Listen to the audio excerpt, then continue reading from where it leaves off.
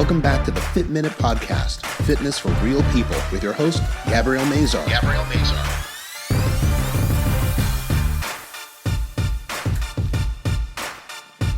On today's episode, Gabrielle interviews Andrea Robinson.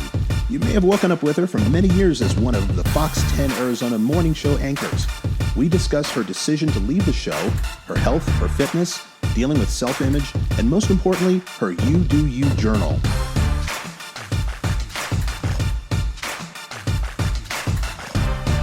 And now here's your host, personal trainer and stretch therapist, Gabrielle Mazar.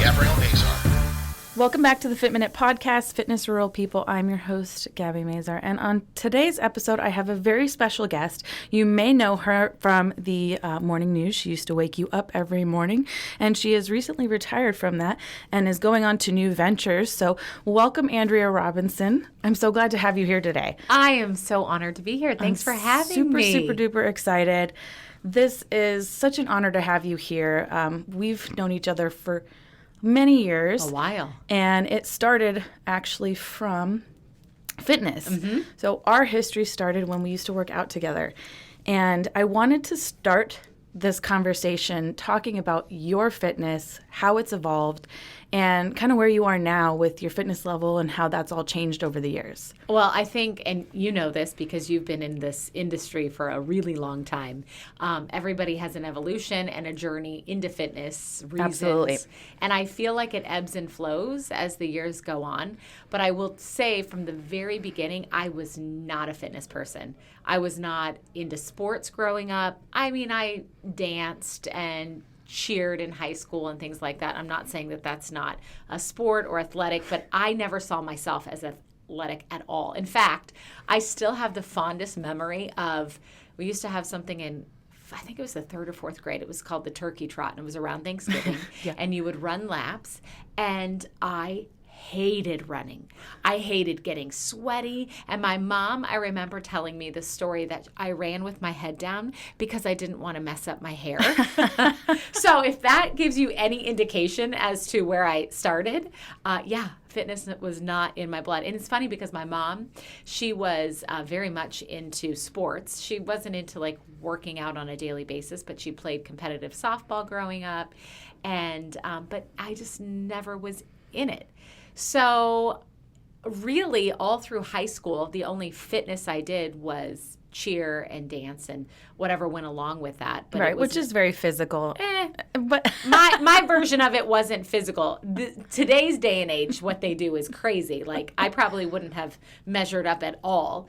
But then through college, I was not into it at all. I never went to a gym. I never worked out. In fact, I remember one of our first dates, my now husband and I went, we're in Tempe, a mountain. Okay.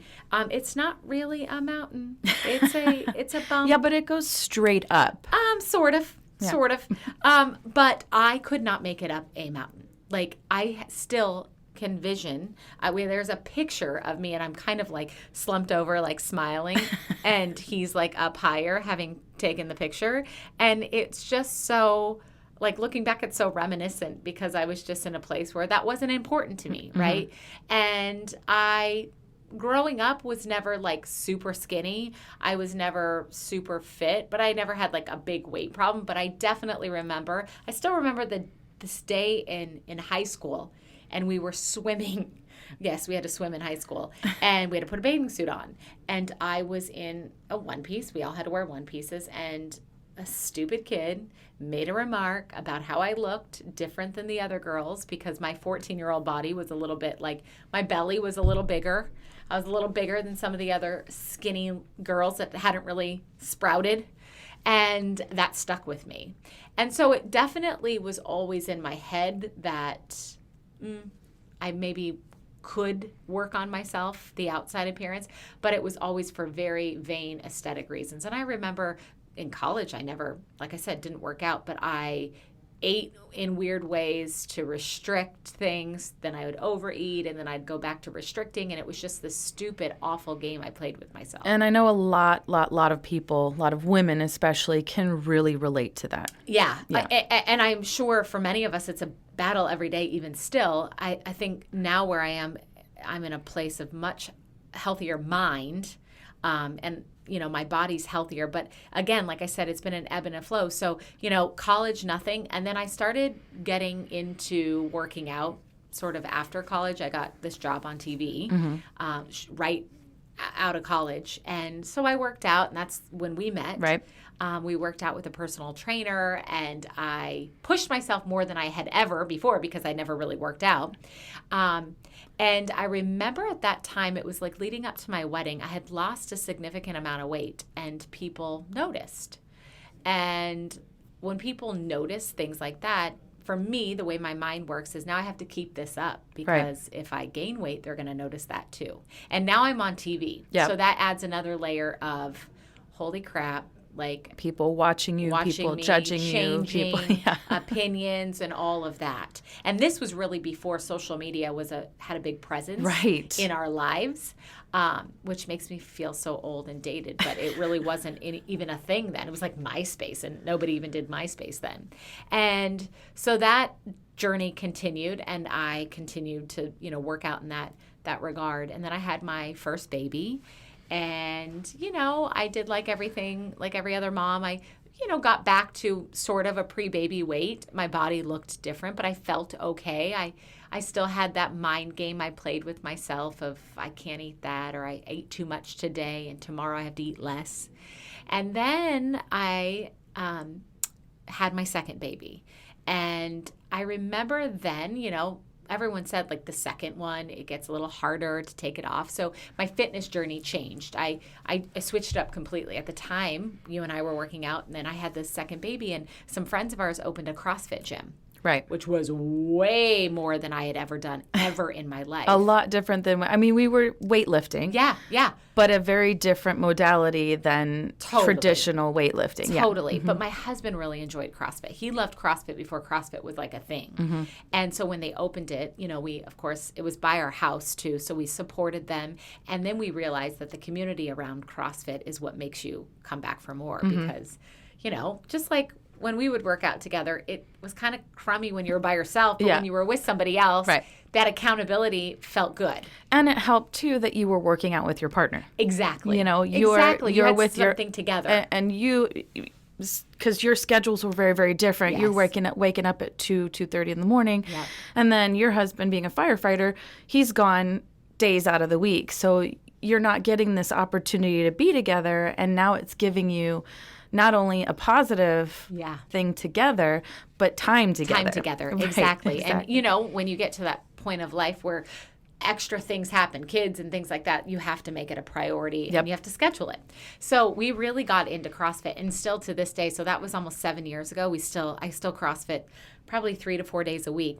But I think along that journey, I was introduced to the paleo lifestyle, which I adopted pretty quickly because after having a baby, I just felt like I needed some parameters. Mm-hmm. And that was easy for me. And I look back, and that was a point in my life where food didn't consume me. The thoughts of eating too much or too little didn't consume me. And I liked the way my body responded to it. Mm-hmm. Fast forward from there, probably 3 years ago, I got again, still doing CrossFit. I started running, which running was really never my thing, especially long distance. Yeah. But like everyone always says, like once you start running, like you kind of get hit with this. A bug. It is a bug. It is. And then you can't turn it off. And it doesn't matter if you're fast or slow. It's just like you kind of crave that. So I added that in. But along the way, then I think that a lot of us love a goal and we keep chasing it. And I got caught up in chasing perfection as a goal. And in every aspect of my life, career, but especially the way I looked, because TV, again, playing such an important part of my life, I had to look, I had to look a certain way in my own head. No one ever said you have to look this way. You have to. No one ever said that. But in my head, I felt that. So I took, my diet to a different level, and I explored, macro counting and all of that. And of course, your body responds like that. But what it did for my head wasn't good for me. Right. And I got really obsessive and really controlled by it. And it took me a good 2 years to pull away from that. My body, I look back and I was like, whoa, talk about a comparison game. I look back then, I'm like, I don't look like that really anymore. I'm definitely probably 10 pounds heavier, but I was obsessed with the scale. I was obsessed with making sure everything I ate was to a T. And it became more about how much I could eat, how I could fit that Tetris game, instead of what kind of quality I could eat. Right. And so it's really that mental space that screws with you. And some people don't have that problem, which I commend, because it became such a problem for me. I had to stop. So I literally, it's like every counter on my phone, everything was gone. The food scale went away. I had to stop. And I had to trust myself again, like I did when I had started looking at paleo as a lifestyle.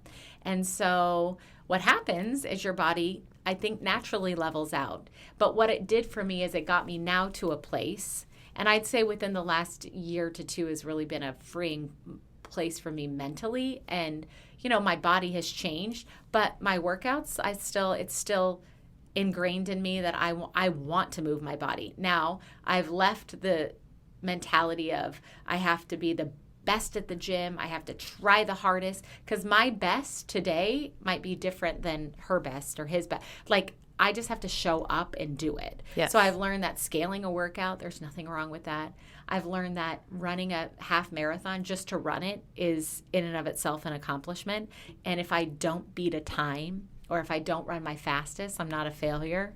But it took all of that to get me to the place of like, okay, if I'm going to do this forever, I can't count my food forever, and I can't work out like I'm going to the CrossFit Games forever. It has to just be a consistent lifestyle. It does. And not necessarily, focusing in on just your food, just your workouts. And this is so important. And I think, being on television for so many years, a lot of that is magnified. The good is magnified and the bad is magnified. And I know that you even shared today, you shared with me years ago, and you shared today on your social media, how people can be so mean and negative and point out. I think there was one time when you were pregnant and someone said, oh, you look really fat. Yeah.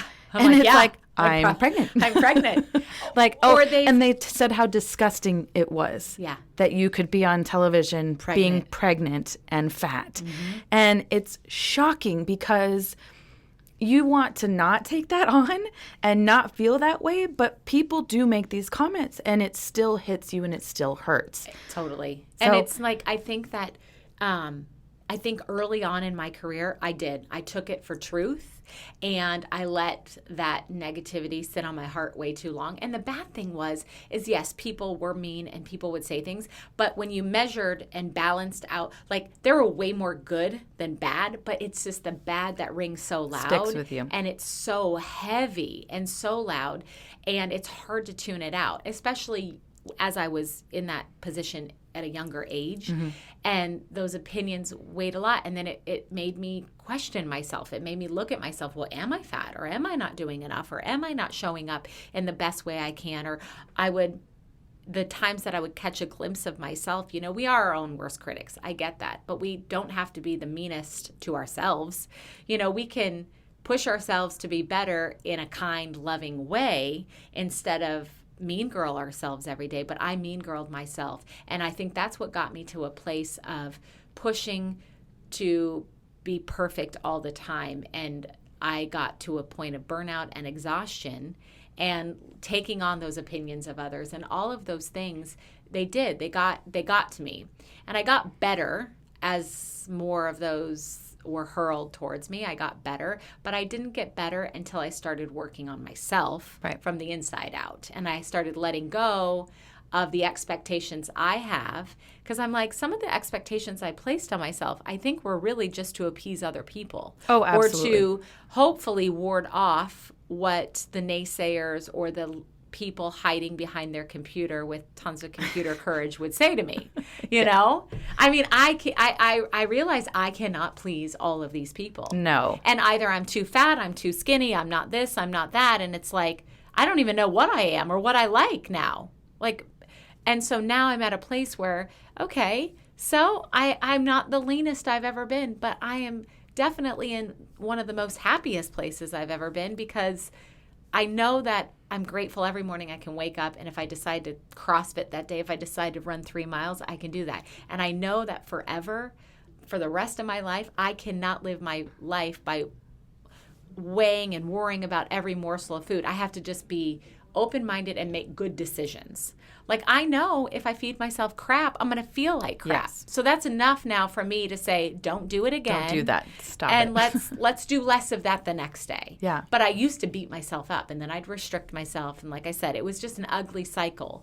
And that's, again, something that a lot of people can relate to. And I really try to focus with people and with clients that come to me that if you have a piece of cake or if you go out and have drinks, it is not the end of the world. It doesn't mean that you have to go down this rabbit hole of hating yourself and shaming yourself and guilting yourself. Exactly. It is okay to do those things. It's not okay to try and be perfect all the time because, like you said, you get into that place in your mind where it really starts to affect you mentally, that starts to affect you physically as well. Exactly. Yeah. And it just takes work to pull. And I'm not saying we shouldn't strive to be healthier and to be better and to, set a goal, whether it be a fitness goal or something like that. Sure. Absolutely. I am all for that. I'm not saying but I'm also preaching to myself that I have to learn to accept where I am in every season, but also really for me, I can't chase perfection. Yeah. Because it is a race that is never, ever ending. Never. It will never end. Yeah. So speaking of goals, I know one of your goals when we knew each other years ago after you had kids was to be able to wake up in the morning and spend time with your kids, to take them to school.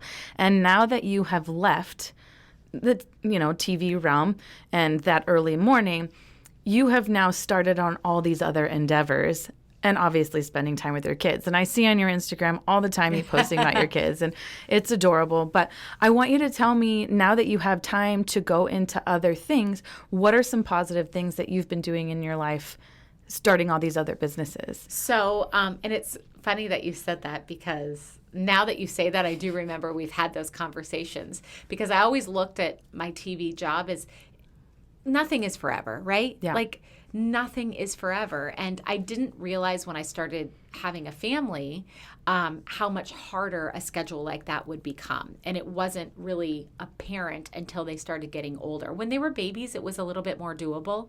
I mean, they didn't have anything to do outside of sleep and eat and whatever else.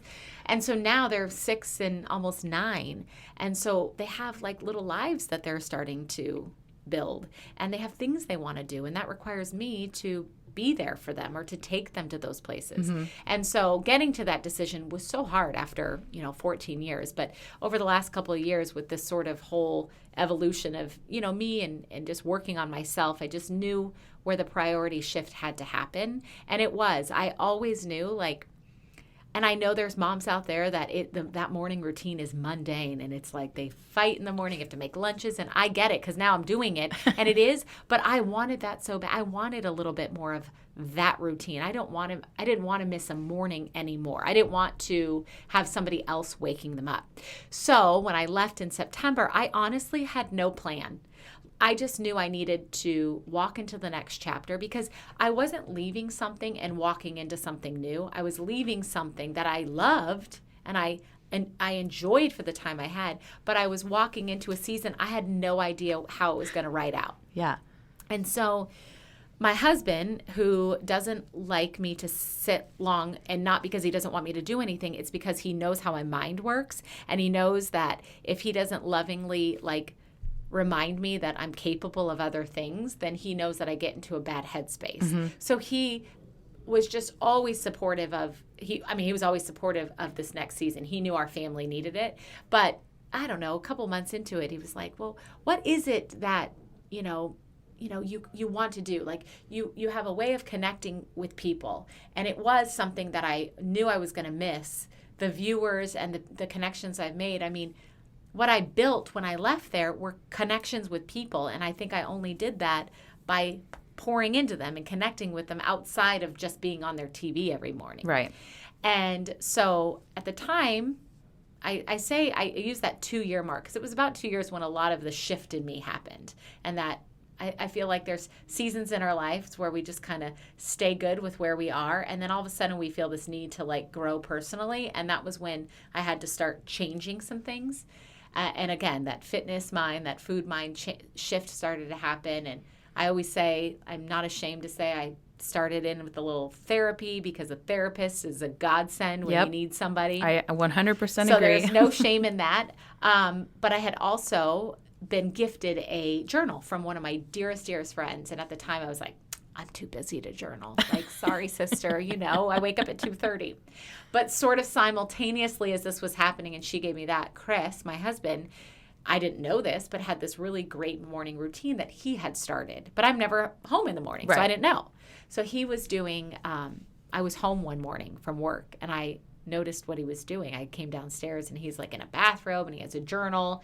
So I asked him about it. And he was like, it's this morning routine, and a lot of successful people have morning routines. And he's like, and I always notice him as he's like the even-keeled person of our family. He's very patient. He's just a way better person than I am. But he was even more of that. And a lot of that, I think, I credit this morning routine. So he talked about the journal part of it.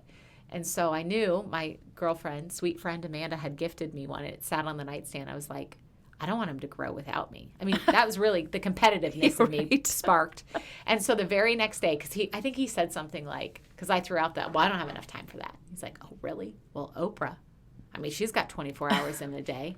So anytime you throw something like that out, right? So the very next day, I'm still working and everything. I started this journal. And it was a gratitude journal. And it was simple. It was a guided journal. There was an end portion to it every night that I never did. And I don't know about you, but I don't know about anyone out there that's listening. If you don't finish something that you feel like you should have, you have that feeling of like, I didn't do enough today. I failed. And I didn't like that. So again, fast forward, I've just left work and we're talking. And so this idea of me making my own journal came up. And so that's what sparked it. So I thought, well, I could make a journal that I feel like would fit my needs better and maybe somebody else too. So I created it, got a lovely designer here locally, Melissa, she's amazing. And she and I designed the cover, and then I knew exactly what I wanted it to look like inside, the prompts I wanted, and I had quotes that I'm like, if you look at my phone, I probably have more quotes than I do pictures of my kids. It's just kind of my love language, and I selfishly minister to myself when I put those things out. But so we created it, and we didn't know how to put a book together. So we went to a print-on-demand service online, and we did it that way to begin. And I had ordered so many copies to give to close friends to see if it was something that they even liked. They used it for a little while. And then my husband, who is a great driving force in my life, was like, well, you just have to do it. Just put it out there. Yep. You'll never know unless you do it. You have to just do it. You just do it. Otherwise, it never happens. Yep. And I say this, I've lived by this. Eleanor Roosevelt said, do one thing every day that scares you. I was like, well, here I am, put myself out there. and crap. I leave TV and then I'm doing this, and people are going to be like, what in the heck is she doing now? But they have responded They have. so well. And I think that that's such a positive thing because, like you said, you get in this mental place, and journaling has helped you. Oh. And you want to bring that to other people. And that's the thing is I'm like, I know I'm not alone in this. No. I know I'm not like this late 30-something-year-old mom, woman, whether you're married, not married, like we all are a lot more alike than we are different. Yep. And we all have a lot of the same fears. And when I start saying them out loud is when people come forward and they're like, oh my gosh, that's my brain too. And I'm like, yeah, it's all of ours. Right. But we're too afraid to talk about it because we're afraid of what the other women will think. We're afraid to show who we really are because we want to be liked and loved and we want people to come to our life.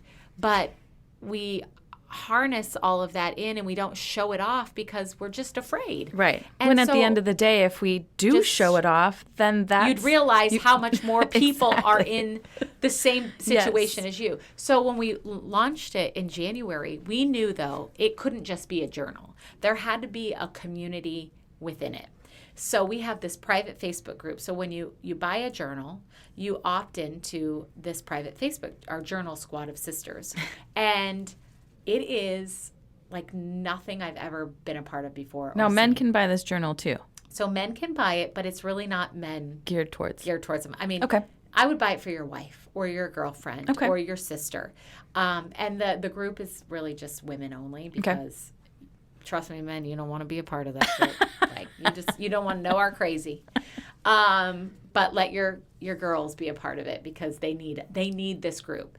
And it's like it's encouragement. It's just amazing women that are raw, real, vulnerable. And the thing is it's like a relationship that started totally opposite how normal friendship relationships start. Like normally you meet someone and you're like, you test them out, you vet them a while before you ever share anything, right? Like loyalty, trust, all that stuff. It takes a while. But for some reason, and I think it's because people in this group, they know they're safe. They know that these people aren't going to attack me for saying what I feel or sharing my true heart or what I'm going through. I mean, some of it, the things that we share are heavy, hard, but it's easy when you know you're not alone. Right. And so that's the constant thing that I keep seeing. And I think as women, we just crave connection and we crave some sort of authentic friendship. And probably because at one time we thought we had it and we were burned or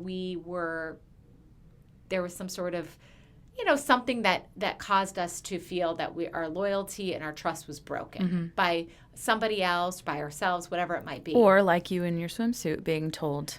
Exactly. That you didn't look good. Exactly. Yeah. And so all of these women have they're on their own journey of personally becoming better. And what does that look like? It's different for everybody.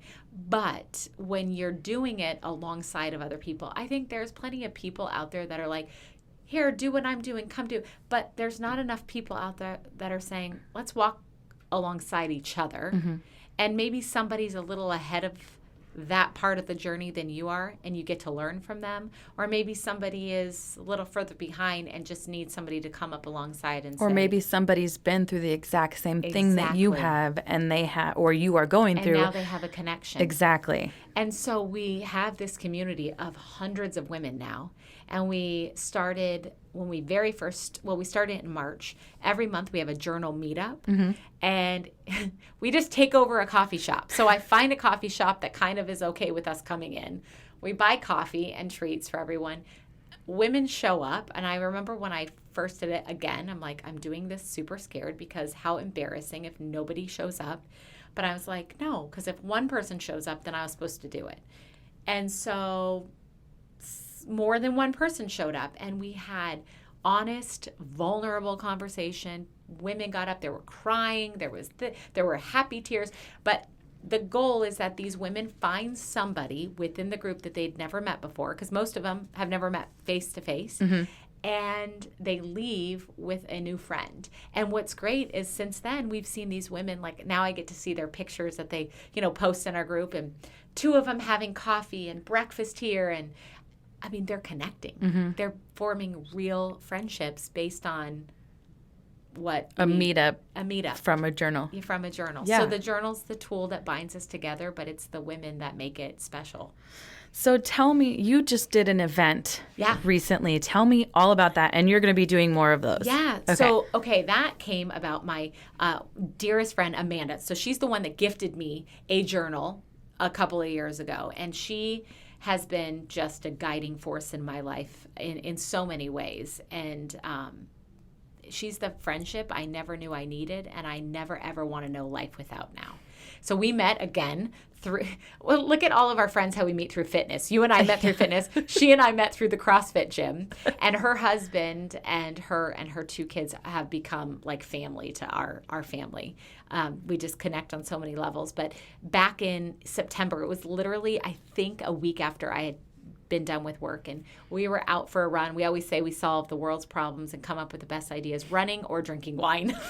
I mean, that's real. So I don't run, so I'm not coming up with any ideas on that. But maybe at Pilates. Well, I was going to say, while you're doing some sort of fitness, you do. Absolutely.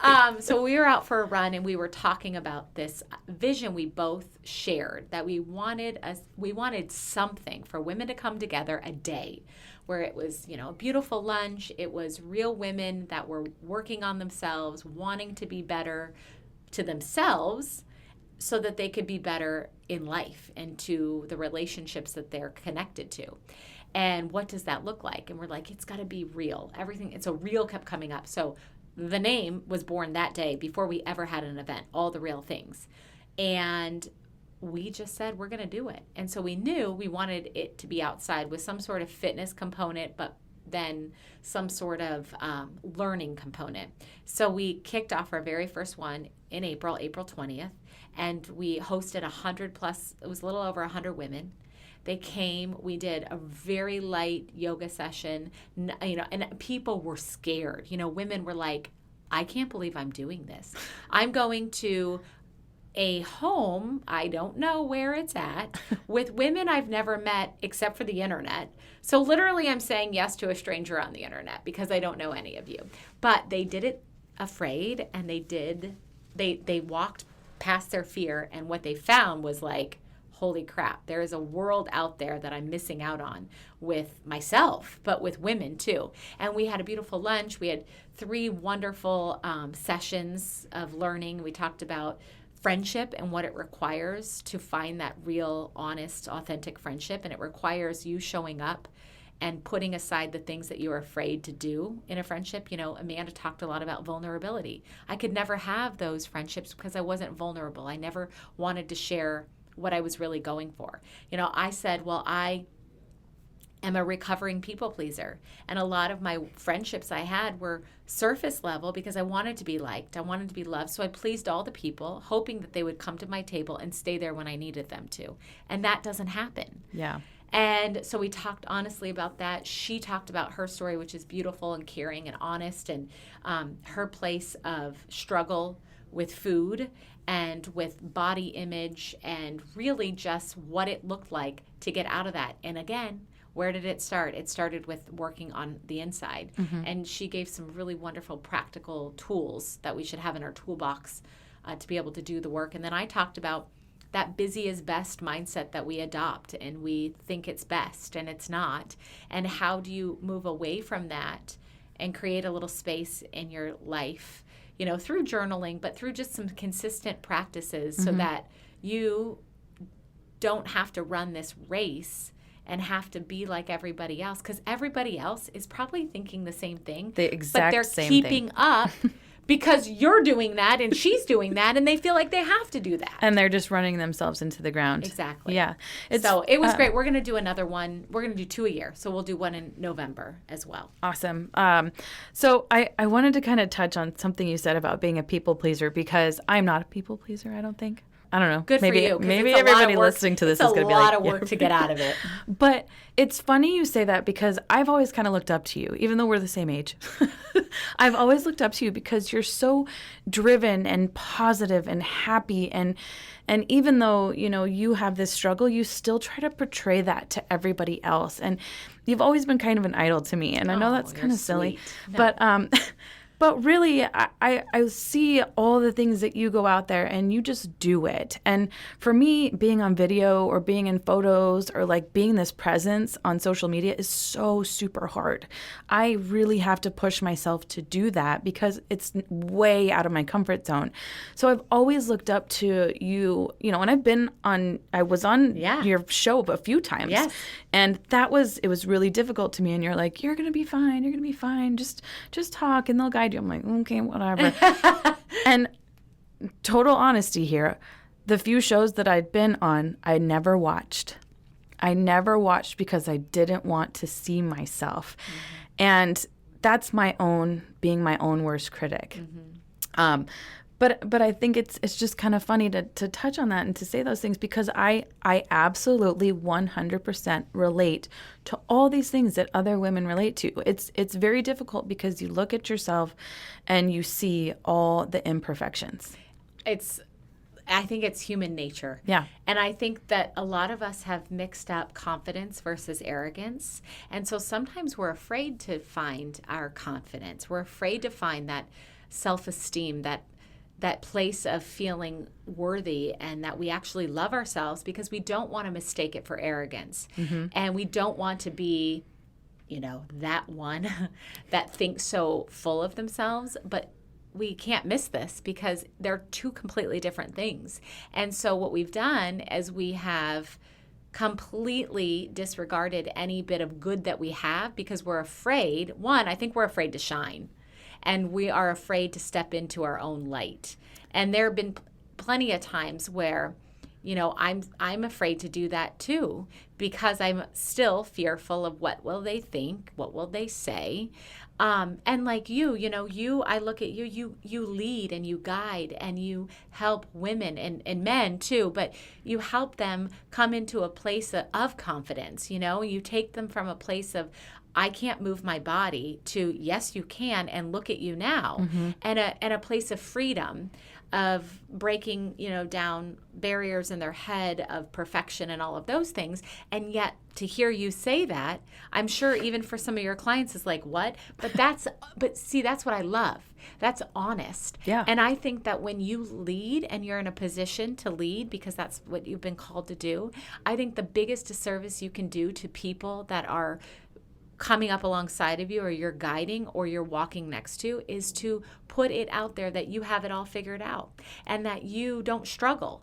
Because I learn the most from people that have struggled but are strong enough to admit their struggle and then show how they're getting past it. Because I don't want somebody up there that is stone perfect, knows all the things, because if that's the case, then what am I going to learn from them? I'm just going to feel less than. Yep. I want somebody to say, oh my gosh, like, I needed an adult timeout today and I got in my bed. I mean, I literally told the girls that the other day in the squad, because we get in on Tuesdays and Thursdays and I do Love Rant Thursdays. And so I was like, I missed yesterday. You know why? Because I couldn't do anything. I was just stuck. And I don't know. I feel like if I can be honest, then maybe they feel strength inside of them that they can be honest too. Hopefully. So I love that. I think that the strongest people I know are the ones that will share their struggle with the world. And sharing your struggle, it really makes you a person. Yes. It makes you real, like all the real things. Yeah. It makes you relatable, because I am certainly not perfect. I mean, and I know my imperfections, but those are my own, and nobody else sees those, and nobody else sees that I feel those. And it's okay to feel those. It's okay to feel that way. But, you know, like with your journal and like with all of your positive posts, those are things that you have to work on mentally to get yourself into a better place mentally, physically, in your relationships, in your world, and be comfortable with that. You can't move forward unless you learn how to become self-aware. Right. And self-aware might be the greatest gift that you can give yourself. But it's really hard. And it's hard for people that have felt they've had to live up to an image. And then when you have to be self-aware and say, like, I don't know all the things and I am not perfect. And I struggle with this, or I struggle, you know, loving hard to love people, or I struggle with, you know, keeping up this facade that I put up on social media that is like life is roses and butterflies. And yes, am I positive and do I look for roses and butterflies every day? Yes, of course, because nobody wants to sit and hear a negative Nancy, but what they want to hear that your head isn't always perfect. It's not always, my mind gets messy.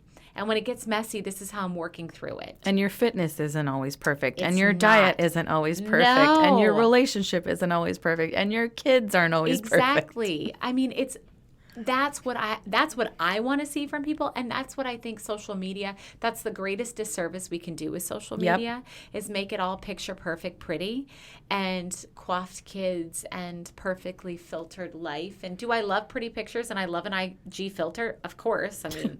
Hello, instant smooth forehead. Thank you very much.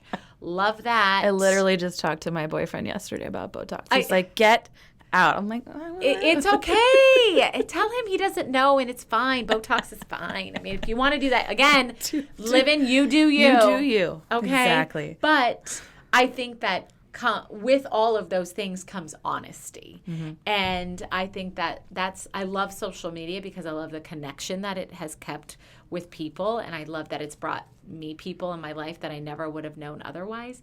I just get irritated sometimes that like we give it so much weight and we play that comparison game just because we saw a picture. What I want to do is open up their camera roll. I'll show you mine. You show me yours. Show me the 18 awful pictures it took to get that one. You want to see my double chins? I'm like, when I open up my phone and I look down and I scare myself out of my seat because I have 7 chins. Yes. And all of a sudden I'm like, oh my gosh, I have like, if I checked the bags under my eyes, I would pay extra baggage fees at the airport, like dark circles, bags, don't wash my hair enough. But then, of course, like, I'm not saying show up like that all the time. I'm saying you can show up like that, and then you can go make yourself feel good if you want and put your fake eyelashes on like I got on today. Do those things, but just don't forget that we all start out, we all wake up the same. Yeah. We all have terrible morning breath. We're all like just puffy faces, sleep sheets on our, lines on our face and all of that. Like, we're all the same. Yep. But we try to like act like we're so different. Right. Well, thank you so much for coming on today. It means the world to me that you're here because we haven't seen each other in so long. And I just love what you're doing. I love your positivity and just where you're going with everything in your life. And I really wanted to share that with my listeners. And so if you're interested in the You Do You journal, go buy it. Go buy it. Go buy it now. She's on Instagram. She's on Facebook. You can watch her stories. You can see all her posts and keep an eye out for the next event and the next journal meetup. Yep. And thank you. Thank you. Thank you so much for just asking me to be here and be a part of your listeners. And it's a great honor. It really is. Thank you. I'm so glad you were here. So thank you, everybody, for listening, and we'll see you next week. Thank you so much for listening to the Fit Minute Podcast, Fitness for Real People, with your host, Gabrielle Mazar. If you'd like more information on today's interview, you can find them in the show notes, or you can find them on Gabrielle's website at www.healthybodyworksaz.com. Be sure to share the show, give this podcast a review, and subscribe so you won't miss an episode. Join us next week to hear more stories of people just like you. This has been the Fit Minute Podcast with Gabrielle Mazar.